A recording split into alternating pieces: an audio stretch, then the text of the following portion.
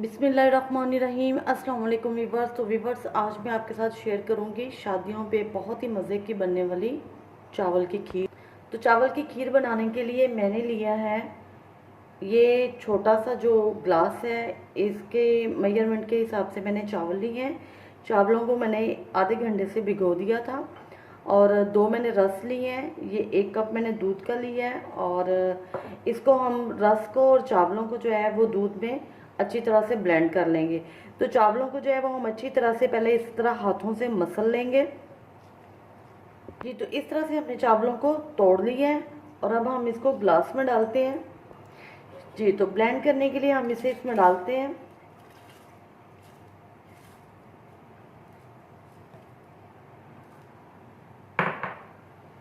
साथ ही इसमें हम ये दूध डाल देंगे। ये रस के पीस करके हम इसमें डाल देंगे और इसको हम ब्लेंड कर लेंगे अच्छी तरह से। जी, तो व्यूअर्स, इसको मैंने अच्छी तरह से ब्लेंड कर लिया है। जी, तो व्यूअर्स, दूध ये है। दूध हमारा फ्रीज़ हुआ था, इसलिए मैंने उसको पहले ही चूल्हे पे रख दिया था ताकि उसको एक बॉयल आ जाए अच्छी तरह से। तो ये दूध को बॉयल आ चुका है। ये जो साइडों पे इसका दूध जम जाता है, इसको भी हम इसके अंदर शामिल करते जाएंगे। तो चावल जो हैं उनको मैंने ग्राइंड कर लिया और दूध उबल चुका है और अब मैं इसमें डालती हूँ चावल। जी, तो अब हम इसमें ये चावल और जो रस जो था वो हमने ग्राइंड किया था वो इसमें डाल देंगे।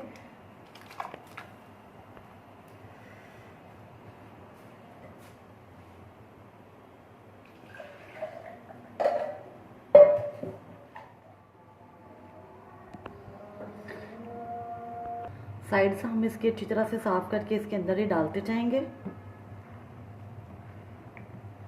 15 से 20 मिनट के लिए हम इसको ढक्कन रख के पकाते हैं ताकि चावल जो हैं वो अच्छी तरह से फूल जाएं, बहुत ही नरम और सॉफ्ट से हो जाएं। जी, तो व्यूअर्स, 20 मिनट मैंने इसको ढक्कन लगा के पकाया है और अब ये काफ़ी ज़्यादा गहरी होनी शुरू हो गई है। तो अब मैं इसमें ऐड करूँगी खोया। तो खोया भी ये मेरा होममेड है और फ्रीज़ हुआ था। ये तकरीबन 400 ग्राम के करीब है। ये मैं इसमें डाल दूँगी और इसको अच्छी तरह से हिला लेंगे हम। अब मैं इसमें चीनी डालूँगी। चीनी मैं हाफ़ प्याली ले रही हूँ। आप अपने टेस्ट के हिसाब से इसको कम या ज़्यादा कर सकते हैं और इसको मिक्स करेंगे अच्छी तरह। चम्मच इसमें मुसलसल हम चलाते जाएंगे क्योंकि खीर जो है वो बहुत जल्द नीचे लगती है और वो नीचे ना लगे। बादाम में इसमें ऐड करूँगी। बादामों को मैंने बारीक काट लिया है। आप अपनी मर्ज़ी के हिसाब से जितने मर्ज़ी डाल सकते हैं, कम या ज़्यादा।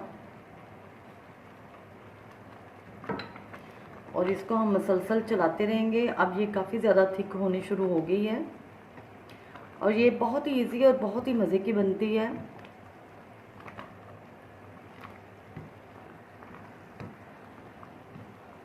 इसके पकने की यही पहचान है कि जब इसमें बबल्स उठना शुरू हो जाते हैं। 2 से 3 ड्रॉपर मैं इसमें केवड़ा एहसन के डालूंगी। आप अगर डालना चाहें तो ठीक है, नहीं तो आप इसको स्किप भी कर सकते हैं। इलायची डाल सकते हैं, वो भी मैंने डाली है। और अब देखें ये इसके बबल्स कितने ज़्यादा उठने शुरू हो गए हैं। तो इसका मतलब ये है कि अब ये तकरीबन जो है ना वो रेडी है। इसको हम 3 से 4 मिनट और पकाएंगे तो खीर हमारी रेडी है। चावलों को आपने इतना सा ग्राइंड करना है ताकि ये खीर में चावलों का थोड़ा थोड़ा दाना सा नज़र आए, क्योंकि बहुत ज़्यादा आप उसको मैश कर लेंगे तो फिर तो वो फिरनी की तरह आटा सा बन जाएगा। वो हमने खीर में नहीं बनाना। और ये तकरीबन हमारी खीर जो है वो अब तैयार है। मैं चूल्हा बंद करने लगी हूँ। इतना ही हम इसको थिक रखेंगे क्योंकि ठंडा होने के बाद इसमें थिकनेस और ज़्यादा आएगी। तो फ्लेम को मैं बंद करती हूँ और मैं इसको डिश आउट करके आपको दिखाती हूँ। बबल्स आप इसके चेक करें व्यूअर्स। और इसी तरह से ये इसके छींटे जो हैं वो बहुत तेज़ी से इस टाइम बाहर आते हैं, जो कि हाथ पे मुंह पे पड़ जाते हैं। तो आपने इस चीज़ की एहतियात करनी है। और ये अब काफ़ी थिकनेस इसमें आ चुकी है। तो अब मैं फ्लेम को बंद कर देती हूँ। जी, तो अब हम इसको करते हैं डिश आउट बाउल में।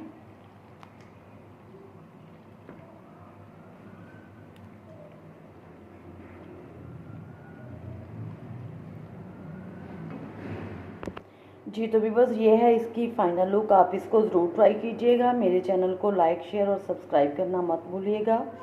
दुआओं में याद रखिएगा। अल्लाह हाफिज़।